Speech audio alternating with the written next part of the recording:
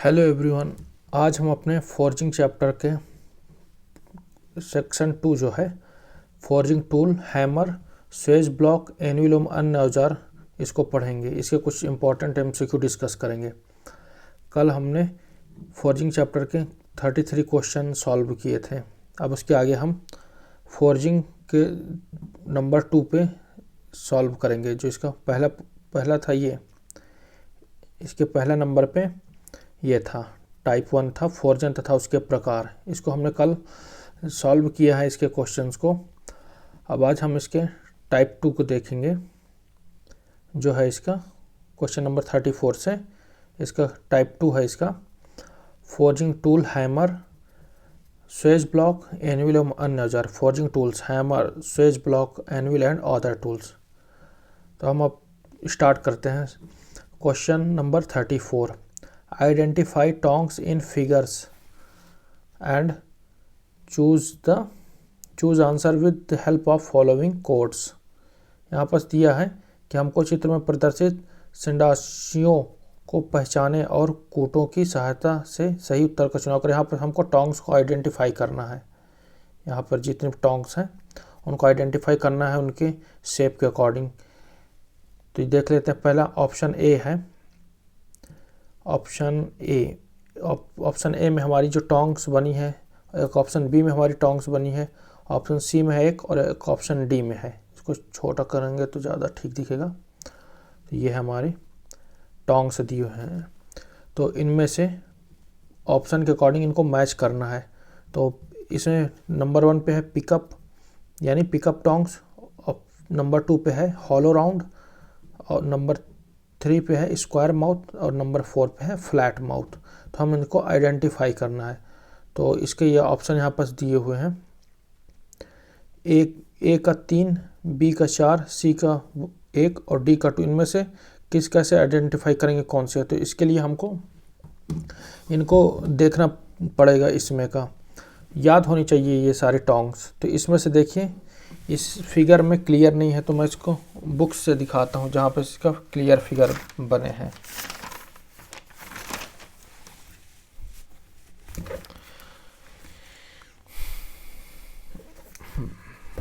Tongs,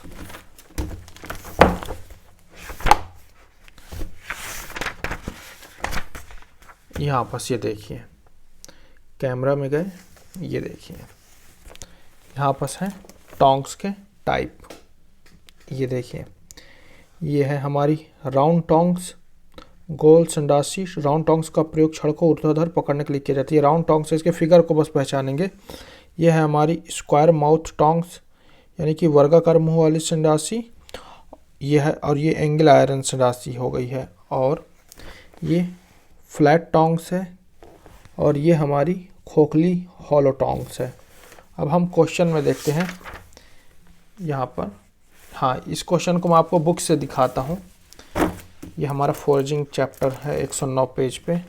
ये देखिए, इस बुक से आपको क्लियर दिख रहा होगा यहाँ पे कि ऑप्शन ए पे कौन सी टोंग्स है। तो ऑप्शन ए पे हमारी स्क्वायर टोंग है। देखिए इसके माउथ को देखिए, यहाँ पे ये है स्क्वायर टोंग्स है हमारी, ये वाली स्क्वायर टोंग्स है। ये हमारी ओपन माउथ फ्लैट टोंग्स है, लेकिन ओपन माउथ है। ये हमारी पिकअप टोंग्स है, जिसको हम राउंड नोज टोंग्स भी कहते हैं। और ये हमारी हॉलो टोंग्स है, सॉरी ये हमारी हॉलो टोंग्स है, तो इसको हॉलो बिट टोंग्स भी कहते हैं, और इसी को हम राउंड नोज टोंग्स भी कहते हैं। देखते हैं अभी इसके और एक्सप्लेनेशन एक बुक से देखते हैं, इसमें और क्लियर हो जाएगा। ये देखिए, ये हमारे अरिहंत में है। ये देखिए हमारी क्लोज माउथ टोंग्स है, ये हमारी ओपन माउथ टोंग्स है, ये हमारी पिकअप टोंग्स है, ये हमारी पिकअप टोंग्स है, और ये हमारी हॉलो राउंड टोंग्स है। ये देखिए हॉलो बिट टोंग्स, इसे राउंड नोज टोंग्स भी कहते हैं, और इसका प्रयोग गोल व हेक्सागोनल जॉब को पकड़ने के लिए किया जाता है। ये देखिए, इसको आइडेंटिफाई कीजिए। ये दोनों बेसिकली एक ही टोंग्स के हैं। तो अब हम इसको क्वेश्चन में देखते हैं कि हमारा कौन सा करेक्ट आंसर होगा। ये देखिए, तो इसमें पिकअप टोंग्स हमारी कौन सी हो जाएगी, पहला नंबर का ऑप्शन सी मैच करके। इनमें से इसको सॉल्व करने की सबसे अच्छी टेक्निक होती है कि हमको एक फिगर के आंसर को देख लेते हैं कि इसमें से कि एक को मैच कर लेते हैं, तो उससे बाकी ऑप्शन एलिमिनेट हो सकते हैं। देखिए जैसे पहले नंबर पे है पिकअप टोंग्स, तो पिकअप हमको ही पता कि ऑप्शन ए पे है वो हमारी स्क्वायर माउथ टोंग्स है, ऑप्शन बी पे हमारी फ्लैट ओपन माउथ टोंग्स है, ऑप्शन सी पे हमारी पिकअप टोंग्स है, और ऑप्शन डी पे हमारे हॉलो राउंड टोंग्स है जिसको हम हॉलो बिट टोंग्स भी कहते हैं। और ये यहाँ पे ऑप्शन डी थी हमारे हॉलो वाली थी, तो हमारे ऑप्शन नंबर 1 पे है पिकअप टोंग्स, तो पिकअप टोंग्स हमारा एक सी नंबर पे है। तो हम देखते हैं कि किस ऑप्शन में सी का 1 दिया हुआ है, तो हमारा सिर्फ और सिर्फ एक ही ऑप्शन है जहाँ पे सी का 1 दिया है, ए है। और इसको आइडेंटिफाई करना चाहते हैं, जैसे कि अब हॉलो राउंड टोंग्स, तो दूसरे नंबर पे हॉलो राउंड टोंग्स है, तो इसका हमारे पे कौन सा कनेक्ट कर रही है, तो ये हमारी डी नंबर पे जो है हमारी हॉलो राउंड टोंग्स है। तो हमारा ये डी का 2 होना चाहिए, तो देखिए डी का 2 तो 2 ऑप्शन में दिया है, लेकिन सी का 1 तो एक ही ऑप्शन में दिया है, तो इसका करेक्ट आंसर हो जाएगा हमारा ए नंबर हो जाएगा। कि हमारा जो ए का तीसरा है, जैसे ए है हमारी ये स्क्वायर टोंग्स थी, तो तीसरा है स्क्वायर माउथ टोंग्स। बी का 4 है, यानी कि ये बी का है, ये बी का 4 पे कौन सी थी, फ्लैट माउथ टोंग हो गई हमारी, बी का 4 हो गया। और सी का पिकअप टोंग्स थी और डी का हॉलो राउंड टोंग्स थी, तो इसका करेक्ट आंसर ये हो गया ऑप्शन नंबर ए। ये हमारी थी पिकअप टोंग, ये मतलब पिकअप टोंग के बारे में इसमें एक्सप्लेनेशन दी हुई है। तो इस तरह से ये वाला क्वेश्चन हमने कर लिया कि इसका कौन सी टोंग्स को पहचानना था, तो हमने पहचान लिए चारों टोंग्स को। अब नेक्स्ट क्वेश्चन की ओर मूव करते हैं।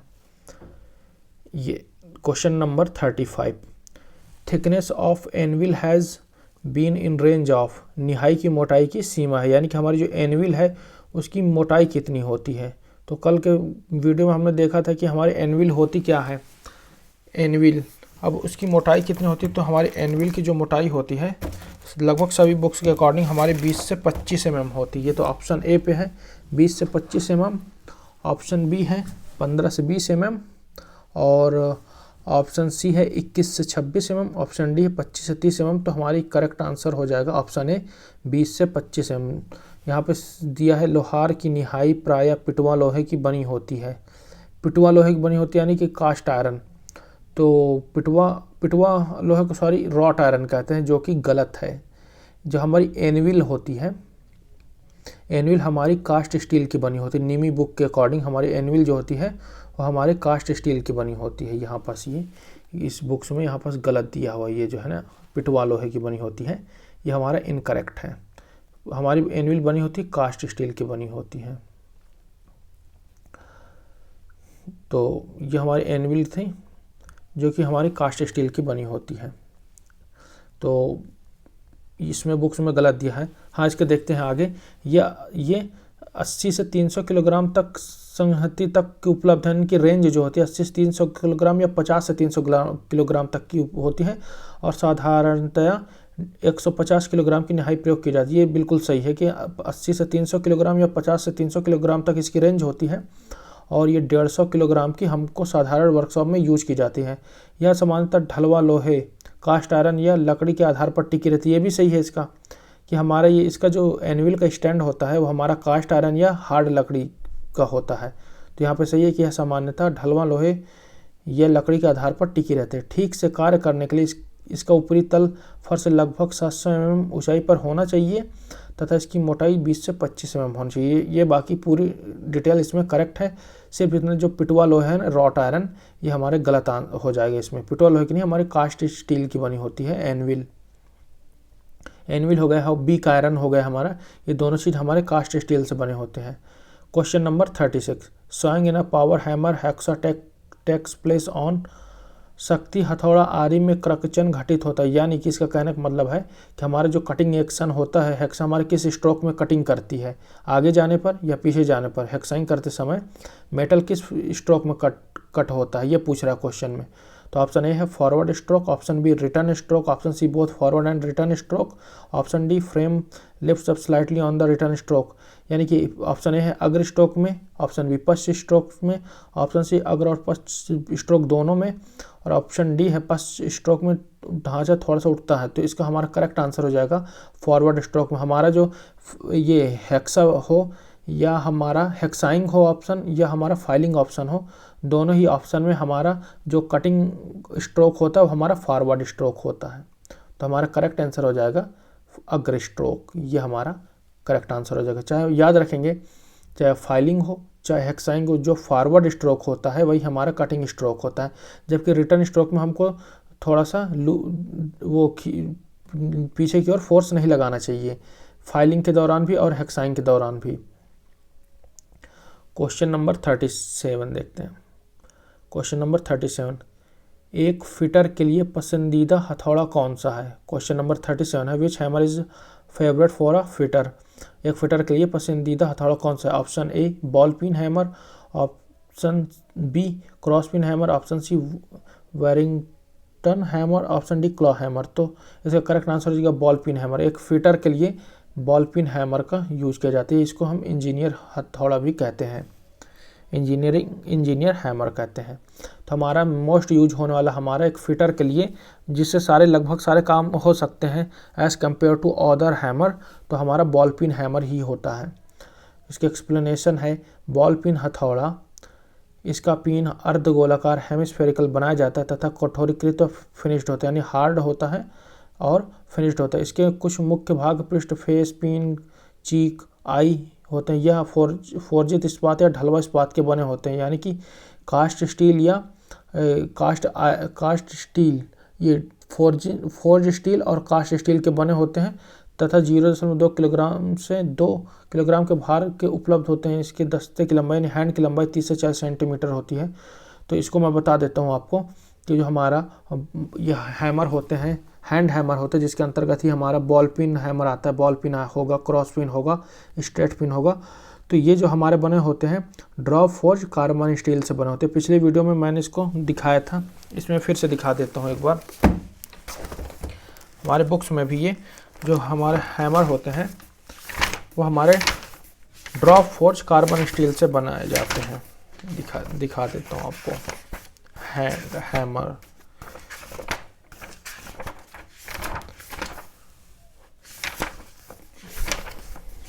ये हमारे हैमर आ गया, तो मैं इसको आपको फिर से एक बार दिखा देता हूँ।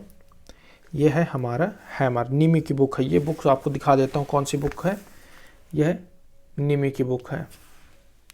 तो इस बुक का ही डेटा जो होता है हमारे लिए स्टैंडर्ड डेटा होता है आईटीआई के सारे एग्ज़ाम के लिए। तो इसको हम फॉलो करेंगे। शीर्ष head drop forge carbon steel के बनाया जाता है, जबकि लकड़ी के हत्थे के झटकों को बर्दाश्त करने योग्य बनाया जाता है। यानी कि हमारा जो ये हैमर होता है हमारा ड्रॉप फोर्ज कार्बन स्टील से बनाया जाता है। इसका हेड बनाया जाता है और हैमर भी। ठीक है ये क्वेश्चन। फिर इसके बाद हम देखते हैं अगला क्वेश्चन। क्वेश्चन नंबर 38, निहाई स्टेक का क्या उपयोग है? ये इंग्लिश में गलत है, निहाई को हम इंग्लिश में एनविल बोलते हैं। तो हमारे इस बुक में ये चीज़ गलत दी हुई है, स्टेक नहीं होता है, स्टेक गलत है, एनविल बोलते हैं निहाई को। तो ऑप्शन है ढिलाई, option B drilling, option C fitting, option D welding. इसमें फिर से गलत दिया हुआ है इसके ऑप्शन। ढिलाई नहीं, पहला ऑप्शन है होगा ढलाई, जिसको इंग्लिश में हम कास्टिंग कहते हैं। Option B drilling, option C fitting और ऑप्शन डी वेल्डिंग। तो फिटिंग की जगह यहाँ पे फोर्जिंग होना चाहिए था, ज़्यादा बेस्ट ऑप्शन होता है इस क्वेश्चन का। तो फोर्जिंग नहीं है तो फिटिंग, क्योंकि हम फिटिंग कार के लिए करते हैं। तो यहाँ पर जैसे फिटिंग ही होना चाहिए था या फोर्जिंग होना चाहिए था, तो फिटिंग मान लेते हैं। तो इसका करेक्ट आंसर हो जाएगा एनविल का उपयोग हम वर्कशॉप में फिटिंग के लिए करते हैं। कार्यशाला में विभिन्न क्रियाओं में टेकन व सहारने का प्रमुख औजार है। या तो इसकी इंग्लिश गलत है या हिंदी गलत है। अगर हिंदी के अकॉर्डिंग जाएंगे तो फिटिंग की जगह फॉर्जिंग होना चाहिए। और स्टेक जो होता है वो भी हमारा एक फॉर्जिंग का, वो हमारा शीट मेटल का एक टूल होता है स्टेक, जिसमें फनल स्टेक होता है, हैचेट स्टेक होता है, हाफ राउंड स्टेक होता है, हाफ मून स्टेक होता है। तो उसके द्वारा हम शीट मेटल को मोड़ते हुए कार्य करते हैं। तो हालांकि ये चैप्टर हमारा फोर्जिंग का है, तो हम निहाई को ही मानकर इसका करेक्ट आंसर करेंगे, ना कि स्टेक को मान करके। तो निहाई यानी एनविल। तो एनविल का यूज हमारा ऑप्शन सी फिटिंग नहीं फोर्जिंग शॉप में होता है। हालांकि फिटिंग शॉप में फोर्जिंग होती है, पर फिटिंग शॉप में फोर्जिंग ऑपरेशन नहीं होते हैं वैसे जहाँ तक, लेकिन फिर भी हम ऑप्शन के अकॉर्डिंग देख लेते हैं। ड्रिलिंग, वेल्डिंग, ढलाई नहीं ढलाई होगा, कास्टिंग होगा। तो इनमें हमको इन तीनों ऑप्शन में से सबसे करेक्ट आंसर हमारा ऑप्शन सी हो जाएगा फिटिंग। फिटिंग यानी फोर्जिंग शॉप में हम करते हैं, अपने निहाई यानी एनविल का यूज़ करते हैं, जिसका वेट हमने पढ़ा था पिछले क्वेश्चन में कि इसका वेट होता है 80 से 300 किलोग्राम, लेकिन यूज जो होती है वो 150 किलोग्राम वाली होती है। और उसका मटेरियल भी बताया था कि उसका मटेरियल हमारी होती है एनविल की कास्ट स्टील होती है नीमी बुक के अकॉर्डिंग। और इसका मोटाई जो होती है हमारे एनविल की 25 से 30 mm होती है, ये भी पिछले क्वेश्चन में डिस्कस किया है। और इसका जो है जो स्टैंड होता है हमारा कास्ट आयरन का, और कास्ट आयरन का या हार्ड लकड़ी का बना होता है, हार्डवुड का। अब क्वेश्चन नंबर 39, हथौड़ा किस सामग्री का बनाया जाता है? Option A brass, option B high carbon steel, option C medium carbon steel, option D iron. तो यहाँ पर हमारा हैमर जो होता है वो हमारा option C medium carbon steel का बनाया जाता है अकॉर्डिंग टू ऑप्शन। यहाँ पर हमारा ड्रॉप फोर्ज कार्बन स्टील नहीं दिया है, तो हमारे यहाँ पर सूटेबल ऑप्शन तो यही हमारा मीडियम कार्बन स्टील, क्योंकि हाई कार्बन स्टील का नहीं बना सकते, ज़्यादा हार्ड हो जाएगा, और हार्ड हो जाएगा तो ब्रिटल हो जाएगा, तो हैमरिंग करने में टूट सकता है। ऑप्शन है ब्रास यानी कि पीतल का भी नहीं बनता हमारा हैमर, मतलब जो नॉर्मल हैमर जो हमारे फॉर्जिंग शॉप में होता है पीतल का नहीं बनता, हाई कार्बन स्टील का नहीं बनता। ऑप्शन डी आयरन, तो आयरन जो होता है लोहा, इसको हम अगर प्योर आयरन मान ले जो कि हमारा रॉट आयरन होता है, जिसमें 99.9% तक हमारा प्योर आयरन होता है, और कुछ 0.1% तक इसमें वो होता है हमारा कार्बन होता है, 99.9% तक हमारा लोहा ही होता है। तो वो जितना उसमें लोहा शुद्ध होगा उतना ही हमारा वो लचीला मेलिएबल होगा, तो उसमें इतना हार्डनिंग का गुण नहीं होगा, तो इसलिए हमारा ऑप्शन डी भी इसका आंसर नहीं होगा। तो हमारा करेक्ट आंसर इसका हो जाएगा according to option medium carbon steel. तो हमारा हैमर भी medium carbon steel, drop force carbon steel या कास्ट स्टील का बनाया जाता है। देखिए यहाँ पर भी वही है कि हथौड़े का निर्माण मीडियम कार्बन स्टील, फोर्जित इस्पात यानी कि फोर्ज स्टील, फिर ढलवा इस्पात यानी कास्ट स्टील के द्वारा होता है। इसके मुख्य 4 भाग होती है। देखिए हमारा ये है हैंड है हमारा, इसका ऊपर वाला जो हिस्सा है उसको हम पिन कहते हैं, इसी से हम रिवेटिंग करते हैं, रिवेट के हेड बनाते हैं। फिर ये कपोल यानी चीक कहते हैं, फिर हमारा हैमर का वेट लिखा होता है। और ये हेड यहाँ पर वेज दिया है वो, और आई होल है वेज है, तो आई होल जो होता है इसमें हैंडल में लगाते हैं, और वेज वहाँ पर कोई लकड़ी का टुकड़ा हम वहाँ पर लगा देते हैं ताकि हैमर को मतलब बाहर नहीं निकल पाए उसमें से हैंडल से। और ये हमारा फेस होगा जिसे स्ट्राइकिंग वाले कार्य करते हैं। ये पृष्ठ हथौड़े का मुख्य भाग होता है, पृष्ठ यानी फेस।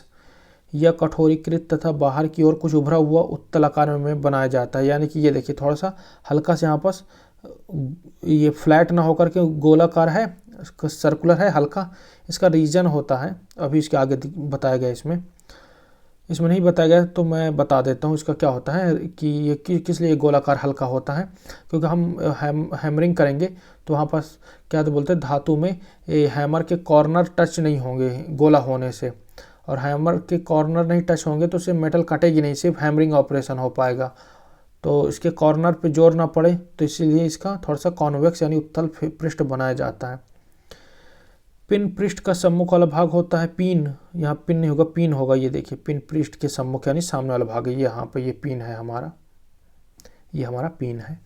तो इसका देख लेते हैं, पिन पृष्ठ का सम्मुख वाला भाग होता है, इसमें वक्र सतहों के पीटने, रिवेट शीर्ष को फैलाने तथा धातु को पीटकर चौड़ा करने आदि जैसे क्रियाएं की जाती हैं।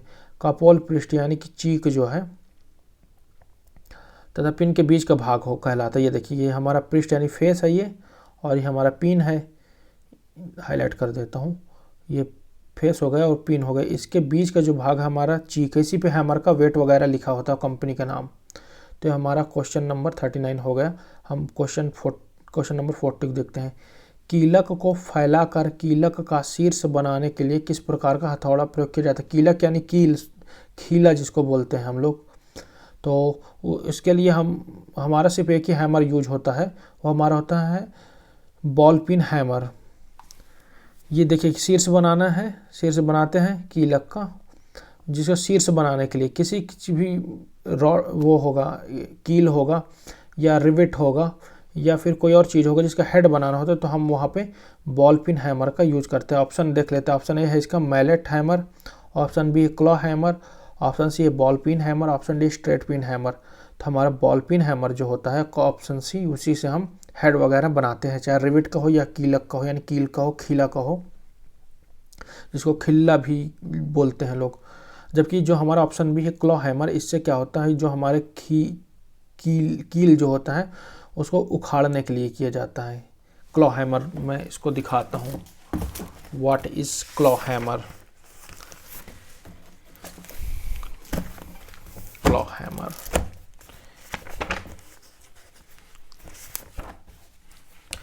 ये हमारा ITI के फिटर में हैंड टूल्स में आता है, हमारे हैमर में।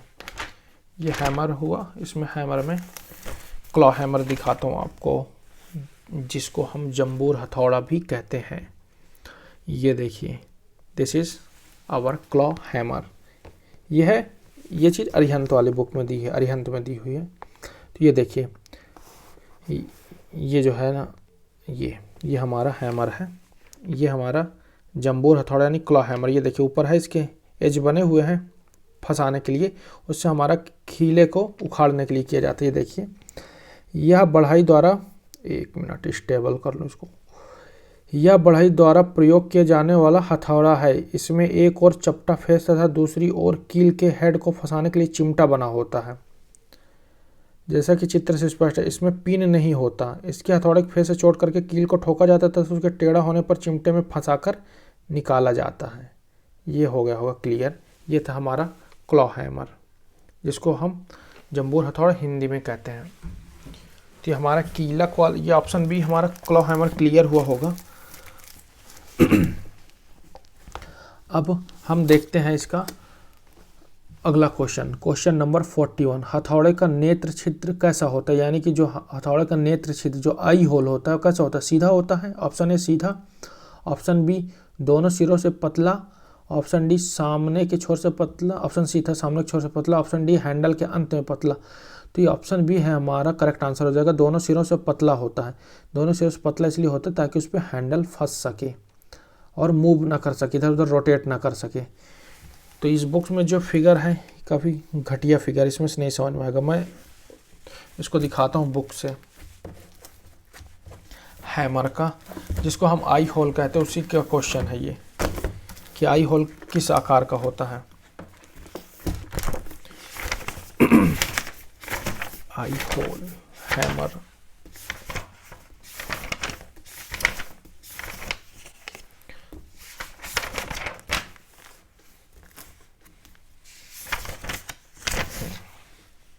ये हमारा हैमर है। ये देखिए, इसके आई होल को देखिए।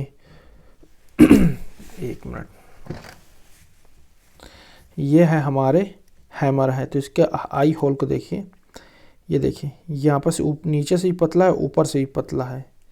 ये देखिए, इसका रीज़न होता है कि अगर हम इसमें हैंडल लगाएंगे, जैसे हैंड हैमर तो 25 से 30 सेंटीमीटर्स की लंबाई होगी हैंडल की, हैंड हैमर, स्लेज हैमर की ज़्यादा होती है। तो जैसे हैंड हैमर में या किसी भी हैमर में अगर हम उसको हैंडल फिट करेंगे, तो ये हमारा ये हैंडल, जैसे ये पेंसिल समझ लीजिए, ये पेंसिल है हमारी, ये गोली है, एकदम राउंड शेप में है। ये हमारी अगर हैंडल में अगर ये आई होल गोला होगा तो हमारी ये ऐसे ऐसे घूमने लग जाएगी, ऐसे ऐसे रोटेट करेगी हैमरिंग के दौरान। तो इससे बचने के लिए हैमर का आई होल दोनों ओर से पतला बनाया जाता है ताकि ग्रिप बन सके। तो हमारा हैमर का ये हमारा कॉन्सेप्ट क्लियर हुआ कि हमारे हथौड़े का नेत्र छिद्र यानी आई होल कैसा होता है। और एक चीज़ और याद रखेंगे कि हमारे जो हैमर का आई होल होता है और ये बीच वाला फेस होता है, ये हमारा हार्ड नहीं होता है, थोड़ा सा अनील होता है, एनीलिंग ऑपरेशन होता है हीट ट्रीटमेंट का। तो एनीलिंग किया हुआ होता है। इसका रीज़न होता है कि हैमर से हैमरिंग करने पर, स्ट्राइकिंग करने पर वो झटके को सहन कर ले। नहीं तो अगर उसको भी हार्ड और टेम्पर कर देंगे, जैसे इसके फेस को हार्ड वगैरह कर दिया जाता है, यहाँ पर लिखा था पिछले क्वेश्चन में कि इसका हार्ड और टेम्पर होता है। कहाँ पर था इसमें, ये देखिए, यह कठोरीकृत तथा बाहर की ओर कुछ उभरा हुआ होता है। तो ये उसका जो हैंडल का आई होल होता है वो हमारा कठोरीकृत यानी हार्ड नहीं होता है, अनील किया होता है, एनीलिंग होता है एक ऑपरेशन वो किया होता है। इससे क्या होता है, थोड़ा सा सॉफ्ट बना रहता है, जिससे झटके सहन कर लेता है और टूटता नहीं है। अब क्वेश्चन नंबर 42 देखते हैं।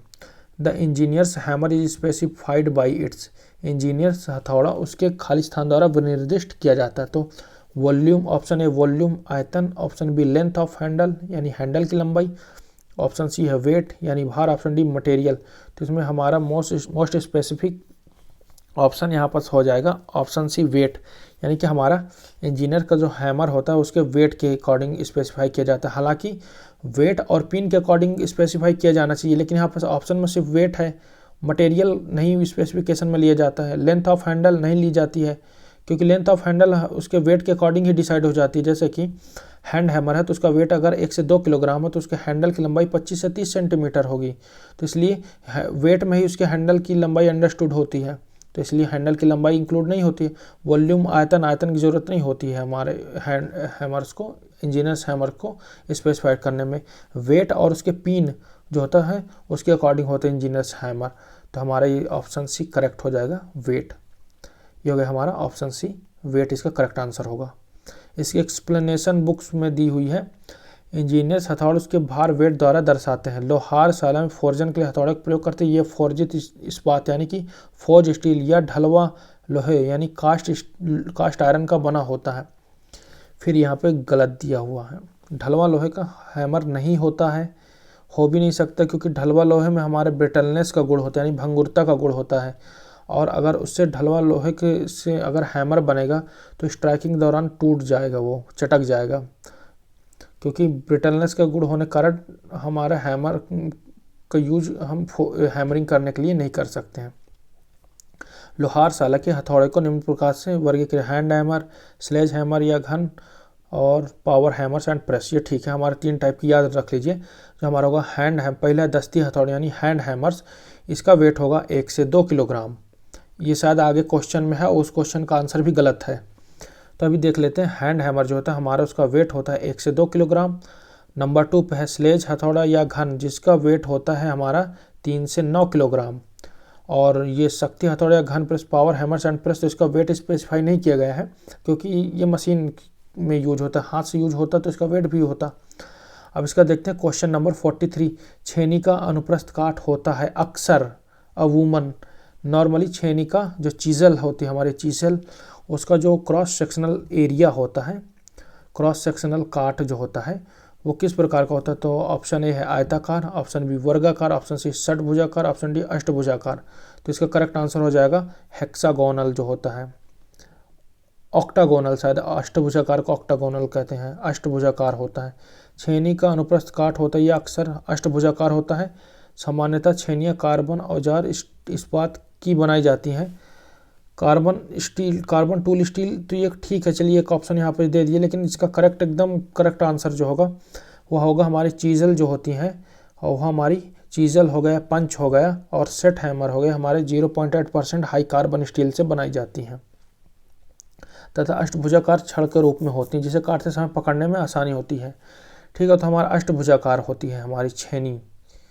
Question number 44। छेनी सामग्री के भीतर गड़ेगी जब, ऑप्शन ए नति कोण अधिक हो, ऑप्शन बी अवकाश कोण बहुत कम हो, ऑप्शन सी अनति कोण अधिक हो, ऑप्शन डी अनति कोण बहुत कम हो।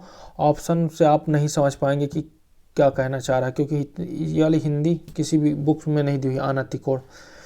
इसको मैं आपको क्लियर करता हूँ कॉन्सेप्ट। पहले इसके आंसर इसके अकॉर्डिंग देख लें। आंसर सी, छेनी पदार्थ के भीतर गड़ेगी जब अनति कोण अधिक होता है। यह ठंडी अवस्था में काटने के लिए छेनी के एक प्रमुख औजार है। इसके अतिरिक्त छेनी धातु को छीलने का कार्य किया जाता है। यहाँ पर जो दिया है, यह ठंडी अवस्था में काटने के लिए एक छेनी का प्रमुख औजार है। ये एक्सप्लेनेशन क्वेश्चन से आउट ऑफ रेंज है, मतलब कि यहाँ पर ना हॉट सेट चीजल का पूछा है ना कोल्ड सेट चीजल का पूछा है, इसलिए अब इसको बताना गलत है कि यहाँ ठंडी अवस्था में काटने के लिए करते हैं, गर्म अवस्था में काटने के लिए करते हैं। अब इसके आगे देखते हैं, इसके अतिरिक्त छेनियों द्वारा धातु को छीलन का कार्य भी किया जाता है, चिपिंग का। ठीक है ये चीज़। अब इसका कॉन्सेप्ट क्लियर करते हैं कि ये अनति कोण होता है। अनति कोण को समझिए आप, ये होता है हमारा एंगल ऑफ इंक्लिनेशन यानी झुकाव का कोण, जो कि मटेरियल के हार्डनेस के ऊपर डिपेंड करता है। इसको मैं आपको दिखा देता हूँ। चीजल,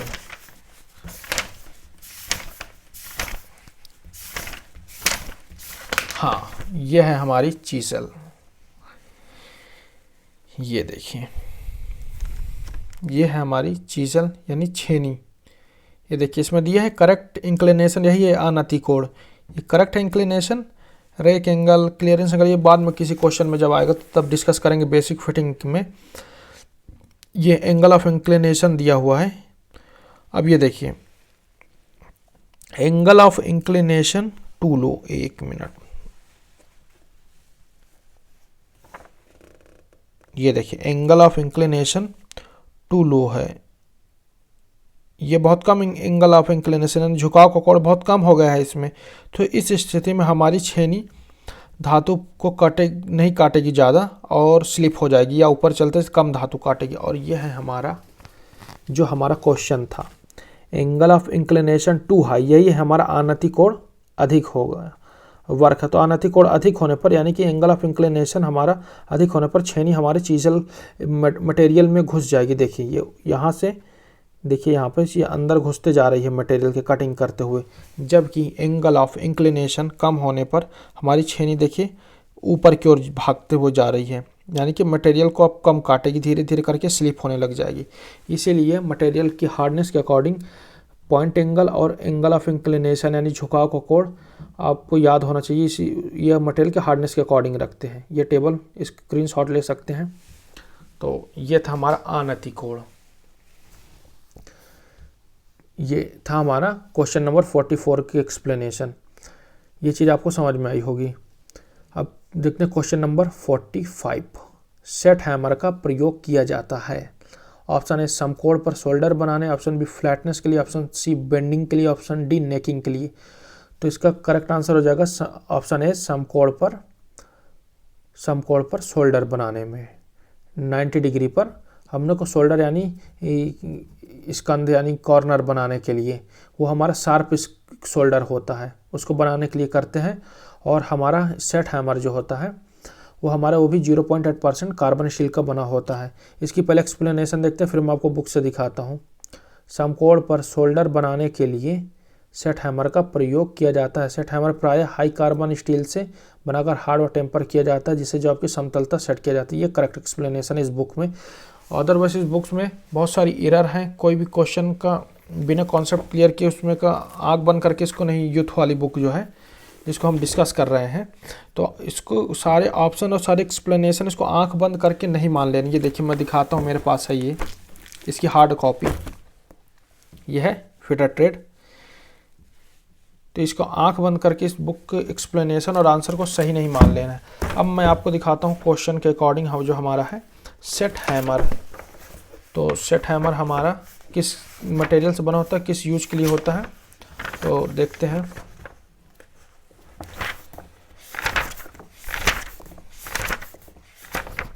ये हमारा आ गया सेट हैमर। देखिए सब कुछ क्लियर सेट हैमर के बारे में।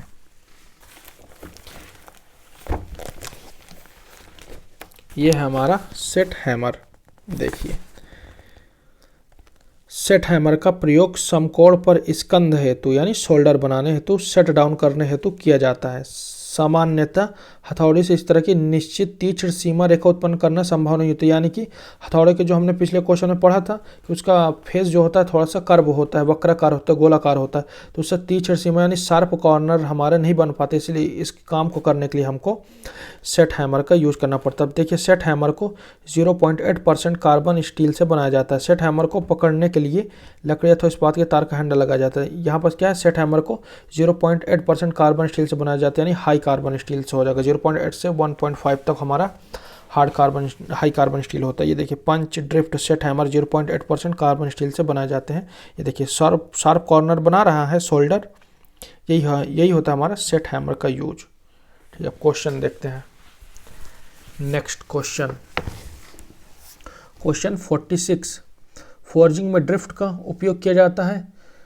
तो इसका ऑप्शन है पंच द्वारा किए सुराख को बड़ा करने के लिए, ऑप्शन बी ड्रिफ्टिंग के लिए, ऑप्शन सी वर्क पीस के बेंड के लिए, ऑप्शन डी उपरोक्त सभी। तो इसका करेक्ट आंसर हो जाएगा पंच द्वारा किए सुराख को बड़ा करने के लिए, क्योंकि ड्रिफ्ट जो होता है हमारा, ये हमारा ऑप्शन हो, ये इसका ऑपरेशन करते हैं जब हम पंच द्वारा किसी शीट मेटल पार्ट में होल करते हैं। पंच करने के लिए जो फॉर्जिंग टेम्परेचर होता है, उस टेम्परेचर पर हम मेटल में पंच द्वारा होल कर लेते हैं। फिर उसके बाद जो पंच से जो होल किया होता है वो हमारा बेंड बना होता है, टेढ़ा होता है, टेपर होता है और फिनिश भी नहीं होता है। तो उसको हम को पंच द्वारा किए गए सुराख को बड़ा करने के लिए जो ऑप्शन ए कह रहा है, तो एक इसका पर्पस होता है ड्रिफ्ट का यूज़ करना, पंच द्वारा किए सुराख को बड़ा करने के लिए, और दूसरा होता है जो टेपर होल बनता है पंच द्वारा उसको सीधा करने के लिए किया जाता है। दूसरा यूज हो गया कि पहले पंच द्वारा किए सुराख को बड़ा करने के लिए, और दूसरा होता है कि पंच के द्वारा जो किया गया होल होता है वो टेपर में बना होता है, तो उसको सीधा करने के लिए भी हमारा ये होता है। तो इसको दूसरा यूज होगा। और फिनिशिंग के लिए, तो एक फिनिशिंग के लिए भी हो जाएगा। देखता हूँ बुक में कहाँ पर दिया है ये चीज़, फिर मैं बुक से दिखाता हूँ आपको पंच और ड्रिफ्ट का यूज। ठीक है, बुक्स को रहने देते हैं। ये हाँ मिल गया तो दिखा देता हूँ। जो मैंने बताया है वही चीज़ इसमें भी है। ये देखिए, पहले से पंच किए गए छिद्रों को बड़ा करने के लिए ड्रिफ्ट का प्रयोग किया जाता है। तो अकॉर्डिंग टू बुक्स हमारा ऑप्शन ए करेक्ट हो गया। फिर दूसरा है पंच एवं ड्रिफ्ट 0.8% कार्बन वाले स्टील से इस्पात से बना जाते तथा कठोरीकृत एवं टेम्परित किए जाते हैं, यानी हार्ड एंड टेम्पर्ड होते हैं। इन्हें पकड़ने के लिए तार के एक हैंडल लगाया जाता है। ये देखिए, पंच एवं ड्रिफ्ट की कठोरता में मूल आकार बनाए रखने के लिए उसे बार बार पानी में ठंडा किया जाता है। ये हमने कॉन्सेप्ट पिछले क्लास में डिस्कस किया था। तो हमारा इतना क्लियर होगा आपको ड्रिफ्ट के बारे में, इतना कॉन्सेप्ट आपको क्लियर हो गया होगा कि किस लिए यूज करते हैं। अब देखते हैं क्वेश्चन नंबर 47, स्वेजेस बनाए जाते हैं। तो ऑप्शन ए तांबा, option B aluminium, option C pig iron, option D high carbon steel. तो हमारा इसका करेक्ट आंसर हो जाएगा जो हमारा स्वेज होता है, ये यहाँ पर स्वेज ब्लॉक नहीं लिखना चाहिए था यहाँ पे। 1 मिनट, क्वेश्चन नंबर 47 है, ये यहाँ पर लिखा है, इसकी एक्सप्लेनेशन देखिए। इसका करेक्ट आंसर तो हमारा ऑप्शन डी हो जाएगा, high carbon steel.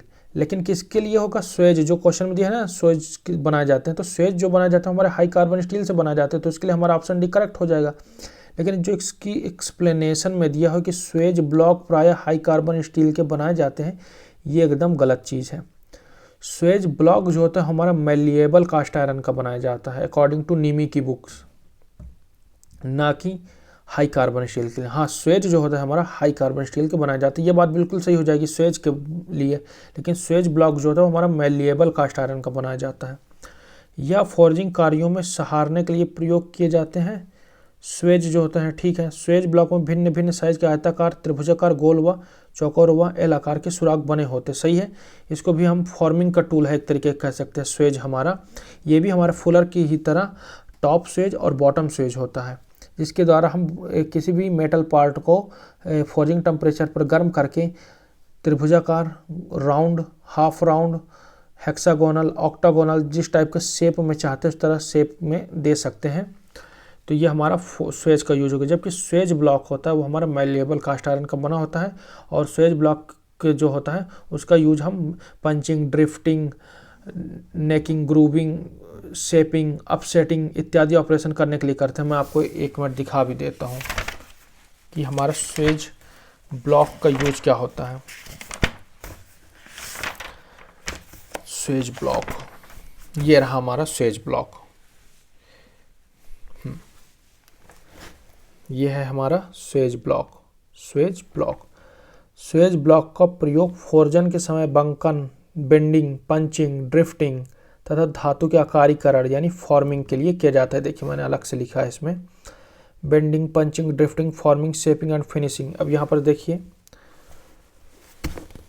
Suez block के पार्श्व साइड यानी साइड में बने विभिन्न आकार के खांचों का प्रयोग आकारीकरण, शेपिंग एवं परिष्कार, फिनिशिंग के लिए की जाती है। देखिए स्वेज ब्लॉक का साइड का ये है, ये स्वेज ब्लॉक सामने से है, तो इसका जो साइड है यही तो है साइड इसके, इसी में तो हम शेपिंग, फिनिशिंग और किस चीज़ का था, शेपिंग और फिनिशिंग के लिए इन्हीं का यूज करते हैं। और यहाँ पर देखिए जो होल बने हैं ये हमारे होते हैं, ये इनमें हम जो जिस आकार का होता है उस आकार के डाई को रखकर मेटल की कटिंग कर सकते हैं, पंचिंग कर सकते हैं इन होल पे रखकर, ड्रिफ्टिंग कर सकते हैं। और ये देखिए इसका मटेरियल आपको बता देता हूँ, कोर के चारों ओर बने खांचों में मिलान वाले ऊपरी स्वेज से काम करने से वांछित आकार उत्पन्न होता है। यानी कि खांचे में मिलान वाले ऊपरी स्वेज, जो स्वेज होता है ना हमारा जिसका भी क्वेश्चन था, तो ऊपरी खांचे में स्वेज है तो उसको नीचे वाले खांचे में बॉटम स्वेज को फिट कर देंगे, ऊपर वाले में अपर टॉप स्वेज को फिट करके आकार देने वाला कार्य कर सकते हैं। स्वेज ब्लॉक घातवर्धनीय यानी मैलिएबल ढलवा लोहे का यानी कि मैलिएबल कास्ट आयरन का बनाया जाता है। ये रहा हमारा स्वेज ब्लॉक। तो स्वेज ब्लॉक आपको क्लियर हुआ होगा कि स्वेज ब्लॉक कहते किस में से बनता है, उसका यूज क्या होता है। जहाँ भी है स्वेज ब्लॉक तो हमारा मैलिएबल कास्ट आयरन हो जाएगा। रही बात स्वेज की, तो स्वेज हमारा हाई कार्बन स्टील का होता है। स्वेज भी मैं आपको दिखा देता हूँ कि ये हमारा स्वेज क्या चीज़ होती है। ये देखिए, ये है इस बार स्वेज का, इसमें दिखा देता हूँ रॉयल पब्लिकेशन से, क्योंकि निमी वाली बुक्स में स्वेज नहीं दिया है।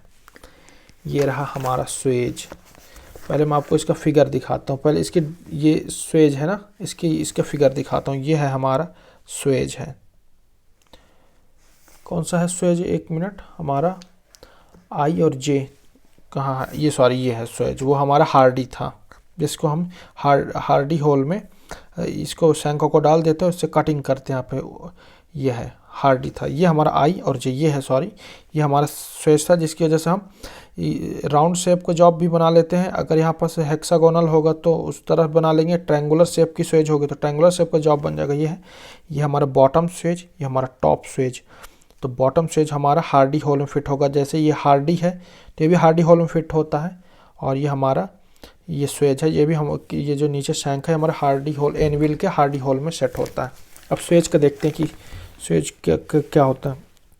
स्वेज या हाई कार्बन स्टील के बने होते हैं तथा फुल्लर की भांति जोड़े में मिलते हैं, जिसमें से टॉप स्वेज और बॉटम स्वेज होते हैं। बॉटम स्वेज को एनविल के हार्डी होल में फिट किया जाता है। ठीक है, जो बॉटम स्वेज है इसको एनविल के हार्डी होल में सेट किया जाता है। एक मिनट इसको ठीक से देखिए।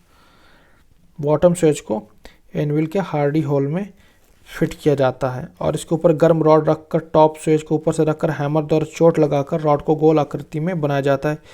इनसे वर्गाकार, षटभुजाकार आदि आकृति की रॉड बनाई जाती है। हमारा किसमें का था मटेरियल, हाई कार्बन स्टील का था। तो इसके अकॉर्डिंग जो हमारा क्वेश्चन का आंसर सही होगा कि हमारा हाई कार्बन स्टील का होता है स्वेज। क्वेश्चन नंबर 48, नेकिंग में औजार प्रयोग होते हैं। ऑप्शन ए हार्ड आई यानी हार्डी व hammer, option be hot chisel व हैमर, ऑप्शन सी फुलर व हैमर, ऑप्शन डी स्वेज व हैमर। तो नेकिंग, पिछली वीडियो में मैंने नेकिंग ऑपरेशन को बुक्स से दिखाया था कि जो नेकिंग ऑपरेशन होते हैं उसमें क्या करते हैं हम, क्रॉस सेक्शनल एरिया को कम करते हैं और उसकी लेंथ को इंक्रीज करते हैं। मैं इसको एक बार फिर से दिखा देता हूँ। वेयर इज आवर नेकिंग, ये है हमारा नेकिंग ऑपरेशन। एक मिनट,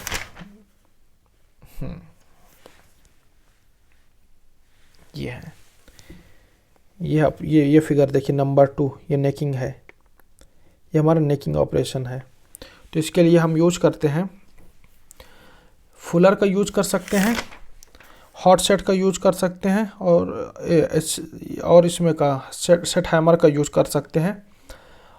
तो यहाँ पास इसमें कहीं इतना ही दिया हुआ है। ठीक है, यहाँ पास आ जाते हैं फुलर व हैमर। जो फुलर होता है, फुलर उसको यूज करते हैं और हैमर को यूज करते हैं। फुलर को मेटल पार्ट पर रखकर हैमर से स्ट्राइक करते हैं तो उसका क्रॉस सेक्शनल एरिया घटते जाता है और उसका लेंथ बढ़ती जाती है। ये हमारा इसी ऑपरेशन को नेकिंग ऑपरेशन कहते हैं। अब इसकी एक्सप्लेनेशन देखते हैं। आंसर सी है, फुलर व हैमर एक ऊपर व एक नीचे दो टूल्स का सेट होता है। इसको उच्च कार्बन स्टील से बनाकर हार्ड व टेम्पर कर दिया जाता है। इसका प्रयोग प्राय जॉब में नेक गर्दन बनाने के लिए किया जाता है। ठीक है, ये चीज़ हमारा फुलर व हैमर। तो ये हमारा जो फुलर होता है उसको भी हम, जो बॉटम फुलर होता है हमारा, उसको भी हम हार्डी होल में सेट करेंगे और टॉप फुलर को ऊपर रखेंगे मेटल पार्ट के और हैमर से स्ट्राइक करेंगे टॉप फुलर पे। अब देखते हैं क्वेश्चन नंबर 49। फोर्ज का प्रयोग ब्लैक स्मिथी में किया जाता है। इसके जिस भाग में कोयला डालकर आग लगाई जाती है उसे खालिस्तान कहते हैं। ऑप्शन देखते हैं, फिर इसको मैं एक्सप्लेन करूँगा। ऑप्शन नंबर ए, इससे ऑप्शन ए है hood, option B tuyeres, option C hearth, option D tank. तो अगर इसमें आपको नहीं भी बनता तो आप गेस करके भी इसको करेक्ट आंसर कर सकते हैं। हुड जो होता है उससे हमारे धुएँ वगैरह, धूल वगैरह बाहर की ओर जाती हैं। ट्यूयर्स जो होती है, जिसको नोजल भी कहते हैं, ट्यूयर्स जो होती हैं उससे क्या बोलते हैं कि हम लोग ये जो ब्लोवर के द्वारा जो हवा होती है, एयर होती है, जो उसको भेजते हैं वो ट्यूयर्स के माध्यम से भेजते हैं। जिसको नोजल भी कहते हैं, जिसका आगे भाग टेपर होता है। तो यहाँ पर ट्यूयर्स होता है हमारा हवा भेजने का एक माध्यम होता है, जिसको नोजल कहते हैं। ऑप्शन सी हर्थ, हाँ ये हर्थ होता है, इसी को भट्टी कहते हैं जो मेन होती है। इसी पे हमारे जो वो होते हैं हमारे ये जो जलने वाले फ्यूल होते हैं, जैसे कि कोयला वगैरह हो गया, कोल, चारकोल, और ये चीज़ वहाँ पे वहीं पे मेटल पार्ट भी होता है जिसकी हमको फोर्जिंग करनी होती है, तो उसको पहले गर्म करते हैं, वो होता है हमारा हर्थ पे होता है। ऑप्शन सी हमारा करेक्ट आंसर हो जाएगा। ऑप्शन डी टैंक, तो इसमें टैंक होता है, कोल्ड टैंक होता है, क्विंचिंग टैंक होता है। तो कोल्ड टैंक में हमारा कोयला वगैरह का स्टोर करते हैं, क्विंचिंग टैंक में पानी होता है। इसको मैं आपको दिखा देता हूँ। फोर्जिंग मशीन, ये देखिए, ये है हमारा फोर्ज भट्टी। ये देखिए, इसको चिमनी कहते हैं। ये हमारा हुड था। ये हमारा क्विंचिंग टैंक है, यहाँ इसमें पानी भरा होता है, हमारा कोल्ड टैंक है। ये हमारा ट्यूयर्स या नोजल है। ये बॉडी या हर्थ है, ये देखिए, इसी पे तो जलाया जाता है ईंधन को, फिर वहीं पे मेटल पार्ट को रखकर गर्म करते हैं। ये हमारी है फोर्ज, पार्ट्स ऑफ फोर्ज। ठीक है, ये हमारा था इतना। ये हमारा हो गया फोर्ज का कि हर्थ किसको कहते हैं। तो क्वेश्चन हमारा क्या था, फोर्ज का प्रयोग ब्लैक स्मिथी में किया जाता है। इसके जिस भाग में कोयला डालकर आग सुलगाई जाती है उसे हर्थ कहते हैं। ये हो गया हमारा क्वेश्चन।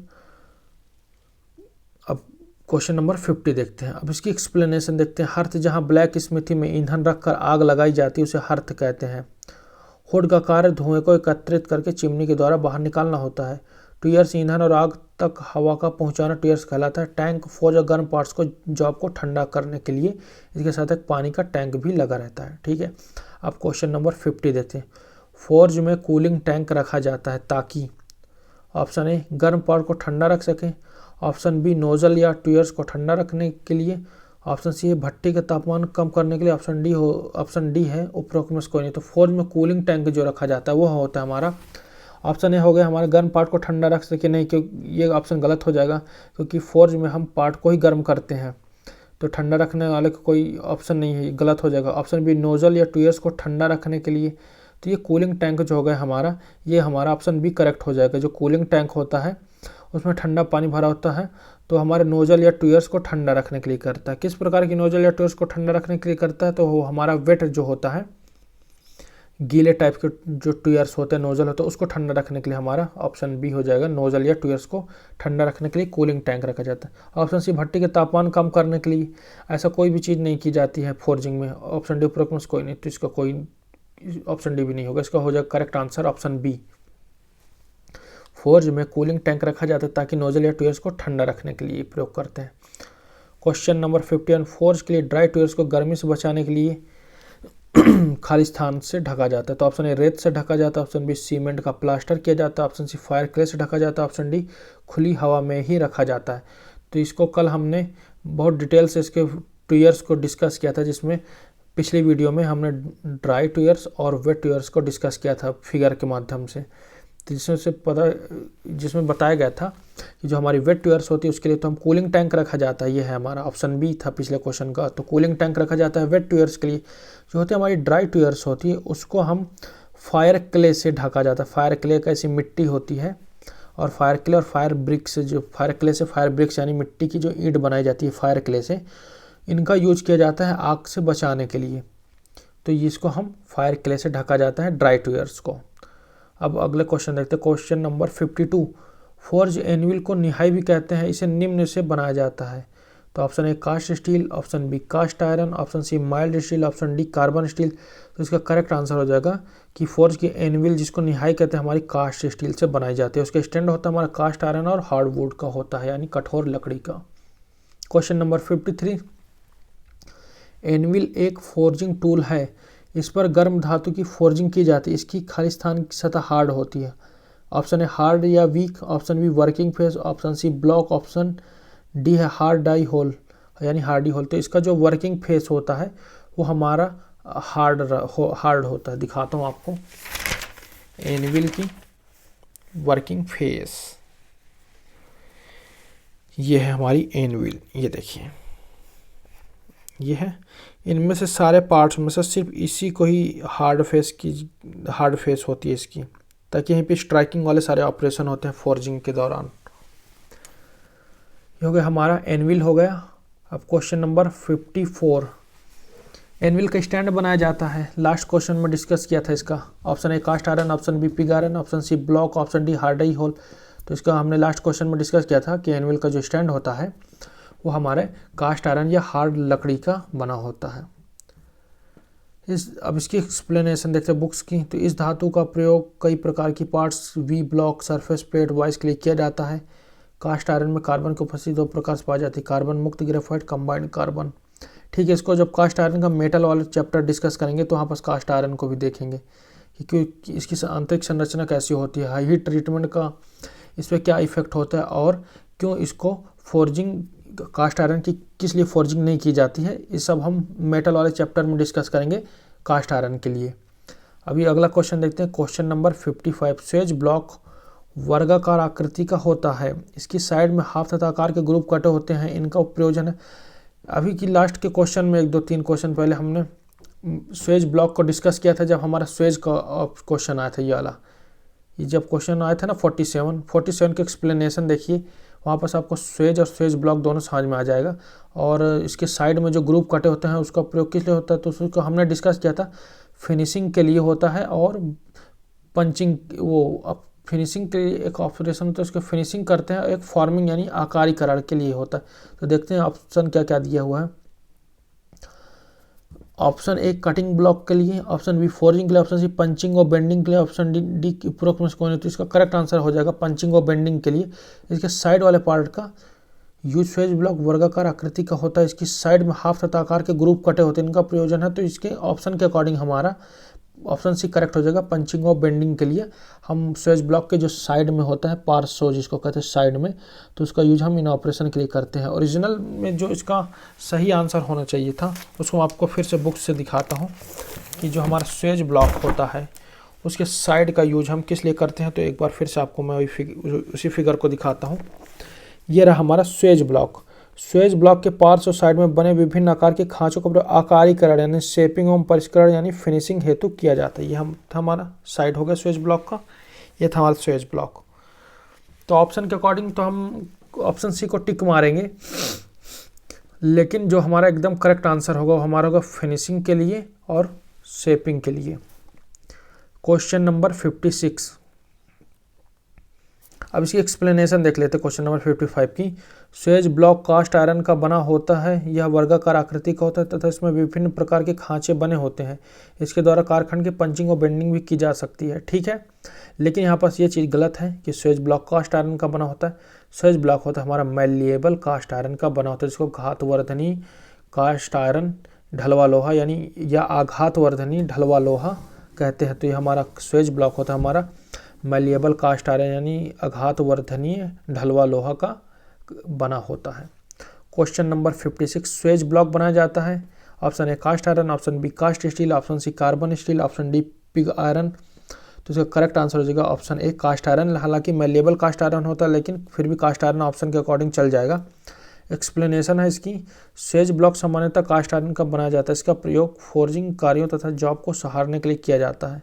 ये विभिन्न आकृति के होते हैं। ठीक है, अब क्वेश्चन नंबर 57। फोर्जिंग शॉप में विभिन्न आकार की जॉब पकड़ने के लिए संडासी यानी टोंग्स का प्रयोग किया जाता है। यह होती हैं, यह खालिस्तान धातु की बनाई जाती हैं। Option A mild steel, option B cast steel, option C high carbon steel, option D forge steel. तो इसका हमारा करेक्ट आंसर हो जाएगा ऑप्शन ए माइल्ड स्टील। जो हमारी जो टोंग्स होती हैं हमारी माइल्ड स्टील की बनाई जाती हैं, क्योंकि माइल्ड स्टील में थोड़ा सा मैलिएबिलिटी का गुण होता है और जिसके कारण जॉब को पकड़ने पर छटकती नहीं है और थोड़ा सा उनमें लचीलापन बना होता है। तो माइल्ड स्टील को हम लो कार्बन स्टील के नाम से भी जानते हैं। इसमें कार्बन की प्रतिशत मात्रा लगभग 0.25% होती है। ठीक है, माइल्ड स्टील को हम लो कार्बन स्टील भी कहते हैं, जिसका हमने लास्ट वीडियो में फोर्जिंग टेम्परेचर डिस्कस किया था। तो मुझको बता सकते हैं, किसमें का बता सकते हैं कि आप माइल्ड स्टील का फोर्जिंग टेम्परेचर कितना होता है। फिर भी मैं इसको बता देता हूँ कि हमारे से रॉट आयरन होता है, उसका हमारा फोर्जिंग टेम्परेचर होता है 860 से 1340 डिग्री सेल्सियस। फिर उसके बाद होती है हमारी माइल्ड स्टील, यानी इसको हम लो कार्बन स्टील कहते हैं। इसका हमारा फॉर्जिंग टेम्परेचर होता है 800 से 1300 डिग्री सेल्सियस। फिर माइल्ड स्टील यानी लो कार्बन स्टील। इसके बाद हमारा होता है मीडियम कार्बन स्टील। तो मीडियम कार्बन स्टील का हमारा फॉर्जिंग टेम्परेचर कितना होता है 850 से 1250 डिग्री सेल्सियस। फिर मीडियम कार्बन स्टील के बाद होता है हमारा हाई कार्बन स्टील। तो हाई कार्बन स्टील का हमारा फॉर्जिंग टेम्परेचर कितना होता है, हाई कार्बन स्टील के लिए हमारा फॉर्जिंग टेम्परेचर होता है 900 से 1150 डिग्री सेल्सियस। फिर हाई कार्बन स्टील के बाद हमारा आता है हाई स्पीड स्टील। तो हाई स्पीड स्टील का जो हमारा टेम्परेचर होता है, फॉर्जिंग टेम्परेचर होता है, वो हमारा 950 से 1100 डिग्री सेल्सियस होता है। फिर इसके बाद हमारा आता है कॉपर, ब्रास, ब्रॉन्ज। तो इसका जो हमारा फॉर्जिंग टेम्परेचर होता है ये हमारा होता है 540 से 900 डिग्री सेल्सियस तक। फिर इसके बाद जो हमारा लास्ट में आता है मैग्नीशियम एवं एल्यूमिनियम वाला, इसका जो हमारा फॉर्जिंग टेम्परेचर होता है वो हमारा होता है 320 से 480 डिग्री सेल्सियस। ये टेबल मैंने याद की है, ये टेबल आपको भी याद होनी चाहिए, क्योंकि इसी से कई सारे क्वेश्चन हमारे वीडियो के लेक्चर के पार्ट 1 में थे कि वहाँ पर इसमें के फॉर्जिंग टेम्परेचर से और उसके कलर से क्वेश्चन थे। तो जब तक आपको टेबल याद नहीं होगी तब तक आप इसको आंसर नहीं कर पाएंगे। तो अगला क्वेश्चन देखते हैं, क्वेश्चन नंबर 58। फोर शॉप में प्रयुक्त हैंड हैमर खाली स्थान से खाली स्थान किलोग्राम के होते हैं तथा इनमें छोटा हैंडल फिट होता है। ऑप्शन ए 2 से 3 किलोग्राम, ऑप्शन बी आधा से 1 किलोग्राम, ऑप्शन सी 1 से 2 किलोग्राम, ऑप्शन डी 2 से 3.5 किलोग्राम। तो इसका करेक्ट आंसर हो जाएगा ऑप्शन नंबर सी 1 से 2 किलोग्राम। जहाँ पे इस बुक्स में दिया है आधा से 1 किलोग्राम, ये गलत आंसर है। क्योंकि हमारे जो फोर शॉप में प्रयुक्त हैंड हैमर जो होता है हमारा, उसका वेट 1 से 2 किलोग्राम होता है, और फोर शॉप में जो हमारा स्लेज हैमर होता है उसका वेट हमारा 3 से 9 किलोग्राम होता है। मैं आपको वेरीफाई करने के लिए दिखा देता हूँ कि जो मैं बता रहा हूँ वो सही है कि गलत है। यहाँ पर हमारा हैमर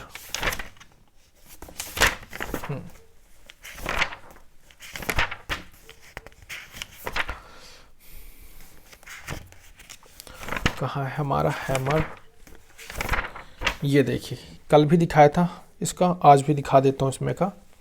ये हमारा हथौड़ी हैमर्स है, ये हमारे निमी की बुक है, इसमें फॉर्जिंग चैप्टर, ये ओल्ड वाले एडिशन है, जो मतलब नई वाली में नहीं दिया हुआ है। ये NSQF लेवल 5 है उसमें नहीं दिया हुआ, ये पुरानी वाली है, इसमें ये हमारा फॉर्जिंग चैप्टर है, उसी में हैमर और फॉर्जिंग दिया हुआ। तो इसमें देखिए दस्ती हथौड़ी यानी हैंड हैमर्स, इस प्रकार की हथौड़ी का भार 1 से 2 किलोग्राम तक होता है। इसको मैं दिखा देता हूँ पेंसिल से।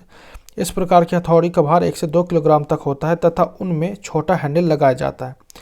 कितना होता है वेट, 1 से 2 किलोग्राम, और हमारा बुक में कह रहा था कि हमारा आधा से 1 किलोग्राम। तो हमारा करेक्ट आंसर कौन सा होगा, 1 से 2 किलोग्राम का। भी क्वेश्चन में अगर ऑब्जेक्शन करना हो आपको तो इसके लिए आपको निमी की बुक ये वाली है, इसी को ही रेफरेंस दे करके ही ऑब्जेक्शन आपका सही माना जाएगा। अदरवाइज बहुत सारी पब्लिकेशन की बुक्स हैं, उनमें से उनकी उतनी वैल्यू नहीं है। स्टैंडर्ड बुक जो हमारी निमी की होती है तो उसी के ऑब्जेक्शन करेंगे तो उसी का डेटा यूज़ किया जाता है। जैसे बलवीर सिंह है, रॉयल है, NK भी है और अरिहंत भी है, तो लेकिन स्टैंडर्ड बुक हमारी निमी होती है। इसके अकॉर्डिंग ही सारी ये जो सारे पब्लिकेशन है इसी बुक से यहाँ का कॉपी पेस्ट करते हैं, पूरा डेटा वहाँ कॉपी कर देते हैं। अब देखते हैं स्लेज हैमर। तो यह हथौड़ा 3 से 9 किलोग्राम तक होता है, तो उसमें लकड़ी का बड़ा हैंडल लगा होता है। तो ठीक है, स्लेज हैमर हमारा 3 से 9 किलोग्राम और 1 से 2 किलोग्राम हमारा हैंड हैमर होता है। इतना क्लियर हुआ होगा कि हमारा हैमर का फोर शॉप में प्रयुक्त हैंड हैमर का वेट कितना होता है और हमारे स्लेज हैमर का वेट कितना होता है। तो हमारा हैंड हैमर का वेट होता है 1 से 2 किलोग्राम, जो कि यहाँ ऑप्शन सी में दिया हुआ है। और फिर इसके बाद जो होता है हमारा स्लेज हैमर, उसका वेट होता है हमारा 3 से 9 किलोग्राम, जो बड़े ऑपरेशन करने में काम आता है। अब इसकी एक्सप्लेनेशन देखते हैं। BIS के अनुसार ये फोर शॉप में प्रयुक्त हैंड हैमर आधा से 1 किलोग्राम के होते हैं, इनमें छोटा हैंडल फिट होते हैं। हमारे इनकरेक्ट इसमें दिया हुआ है बुक में। तो हम आगे देखते हैं क्वेश्चन नंबर 59। भारी फोर्जिंग के लिए स्लेज हैमर प्रयोग किया जाता है। यह भार में खाली स्थान से खाली स्थान किलोग्राम होता है। ऑप्शन ए 2 से 10 किलोग्राम, ऑप्शन बी 2 से 7 किलोग्राम, ऑप्शन सी 3 से 5 किलोग्राम, ऑप्शन डी 4 से 10 किलोग्राम। तो हमारा इसका जो हमने निमी की बुक में पढ़ा था अभी जस्ट लास्ट क्वेश्चन में, हमारा जो स्लेज हैमर होता है उसका वेट हमारा होता है 3 से 9 किलोग्राम। तो अब 3 से 9 किलोग्राम की रेंज में इनमें से कौन सा ऑप्शन है। ऑप्शन ए 2 से 10 किलोग्राम, ये रेंज में है 3 से 9 किलोग्राम, ये हमारा करेक्ट आंसर हो जाएगा। ऑप्शन बी देखिए 2 से 7 किलोग्राम, ये 3 से 9 किलोग्राम की रेंज में नहीं है, ये नहीं लेंगे इसको। ऑप्शन सी 3 से 5 किलोग्राम, ये भी हमारा 3 से 9 किलोग्राम की रेंज में नहीं है। और ऑप्शन डी है हमारा 4 से 10 किलोग्राम, ये भी हमारा रेंज में हो सकता है 3 से 9 किलोग्राम। लेकिन यहाँ पे ऑप्शन 2 से 10 किलोग्राम दिया, तो ऑप्शन ए को ही सही मान लेंगे, बुक में दिया है। हालांकि जो करेक्ट आंसर होता है 3 से 9 किलोग्राम देना चाहिए था इंडियन ऑर्डिनेंस फैक्ट्री को। खैर, जो ऑप्शन दिया उसके हिसाब से 2 से 10 किलोग्राम ही टिक मारेंगे। अगर IOF का पेपर देने जा रहे हैं तो उसके जो उसका बोर्ड करेक्ट आंसर मानता है, आपको उसी को आंसर ही टिक मारना होगा। क्वेश्चन नंबर 60 देखते हैं। स्लेज हैमर का प्रहार कठोर सतह पर नहीं करना चाहिए क्योंकि ऑप्शन ए हैमर टूट सकता है, ऑप्शन बी कठोर सतह टूट सकती है, ऑप्शन सी कठोर सतह पर हैमर उछलेगा और चोट लग सकती है, ऑप्शन डी हैमर में विकृति उत्पन्न होगी। तो इसका करेक्ट आंसर हो जाएगा हमारा, जो कि सारी बुक्स में यही दिया हुआ है, ऑप्शन सी कठोर सतह पर हैमर उछलेगा और चोट लग सकती है, उसके स्प्रिंग एक्शन के कारण झटका से वो उल्टा लग सकता है। तो ऑप्शन आंसर सी है। कि इसकी एक्सप्लेनेशन देख लीजिए। हम जानते हैं कि कठोर सतह पर अगर स्लेज हैमर से चोट लगाएंगे तो एक बार में चोट नहीं लग पाएगा और हो सकता है कि थोड़ी सी लापरवाही से हैमर ऊंची उछालेगा और चोट लग सकती है। ठीक है, इसको ट्राई नहीं करना है चेक करने के लिए। अब क्वेश्चन नंबर 61 देखते हैं। निम्न में से किस हैमर का उपयोग भारी फोर्जिंग कार्य में किया जाता है? तो अभी तक हैमर की बात हो रही थी, तो अभी ये इसका क्वेश्चन का आंसर आपको बिना ऑप्शन के भी क्लियर होना चाहिए। वो हमारा अगर ऑप्शन में स्लेज हैमर होगा तो वो होगा, ये देखते हैं, ये पहला option A ball pin hammer, option B cross pin hammer, option C straight pin hammer, option D हमारा स्लेज हैमर। तो हमारा ऑप्शन डी स्लेज हैमर हो जाएगा करेक्ट आंसर।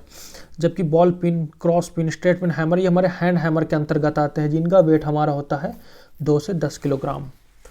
तो सॉरी 1 से 2 किलोग्राम, और ये 2 से 10 किलोग्राम तो स्लेज हैमर का होता है, जिसका करेक्ट आंसर होता है हमारा 3 से 9 किलोग्राम। क्वेश्चन नंबर 62 है। हैमर में आई होल रखा जाता है। ऑप्शन ए ताकि हैंडल में पच्चर यानी वेज लगाई जा सके, ऑप्शन बी गोल सुराख तैयार करना कठिन होता है, ऑप्शन सी इससे सुराख टेपर बनाया जा सकता है, ऑप्शन डी उपरोक्त में से कोई नहीं। तो इसका हमारा करेक्ट आंसर हो जाएगा ताकि हैंडल में पच्चर लगाई जा सके यानी वेज लगाई जा सके। जो लकड़ी का टुकड़ा होता है, हैंडल सेट करने के बाद उस लकड़ी का टुकड़ा लगाया जा सके और उससे ग्रिप अच्छी बन सके, इसलिए जो हैमर में आई होल रखा जाता है। आई होल हमारा दोनों ओर से पतला होता है ताकि उसकी ग्रिप बन सके, फिर उसमें वेज लगा देते हैं। और एक क्वेश्चन आपको और भी याद रखना होगा कि जो हमारा हैमर में जो आई होल वगैरह होते हैं, ये हमारे फोर्जिंग के ऑपरेशन से तैयार किए जाते हैं। जो बीच में होल होते हैं ना हैमर वगैरह में, इसको फिर कभी डिस्कस करेंगे। तो हमारे ये भी फोर्जिंग ऑपरेशन से हमारा मेटल का इसमें होल किया जाता है। Question number 63।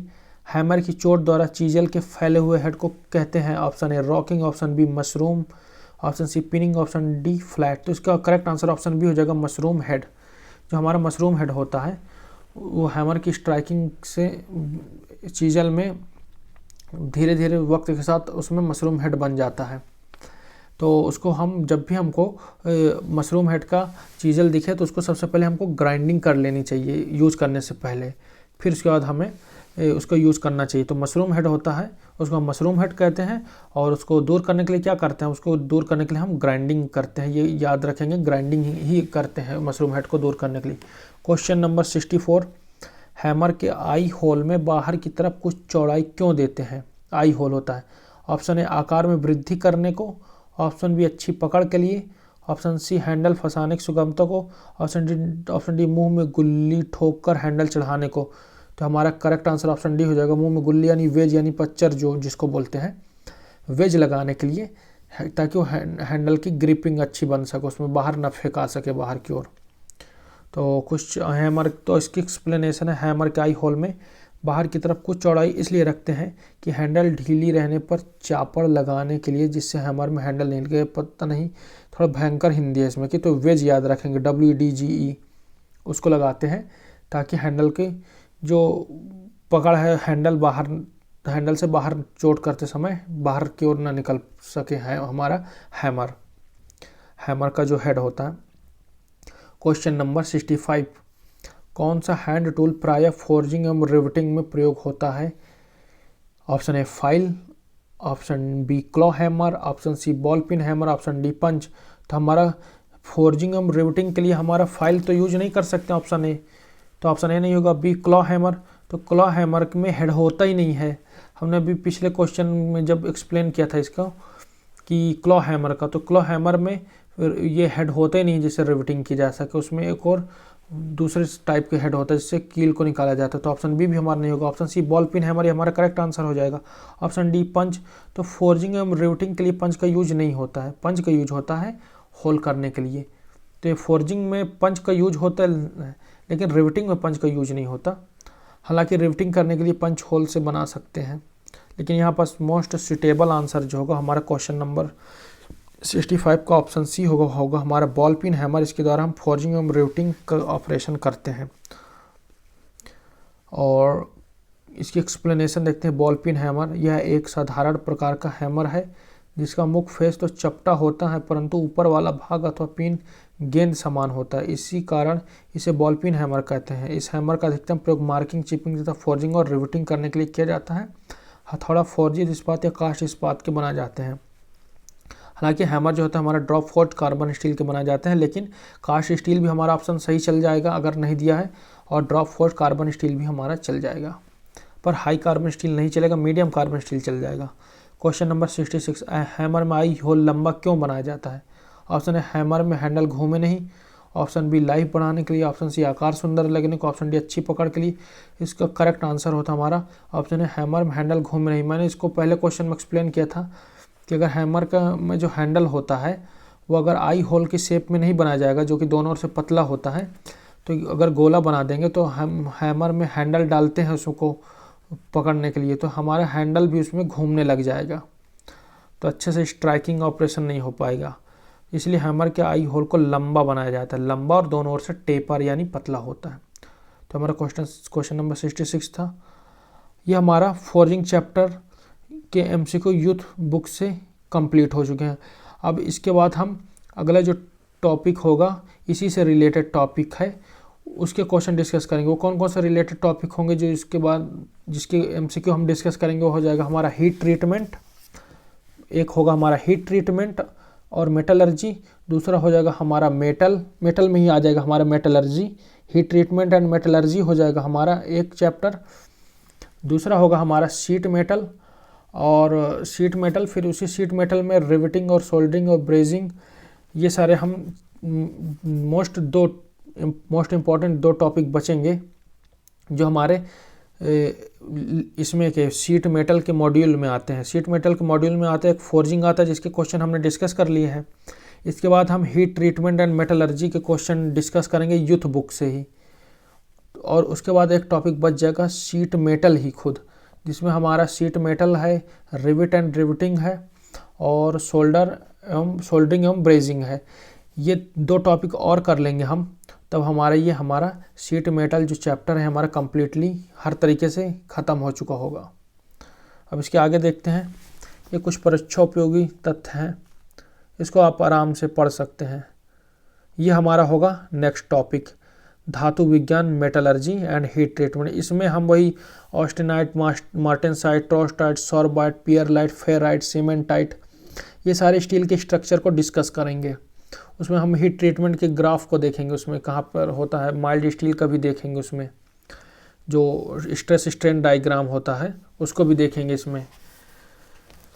तो ये थे हमारा यूथ पब्लिकेशन के चैप्टर फोर्जिंग कंप्लीट होता है। Okay, thank you.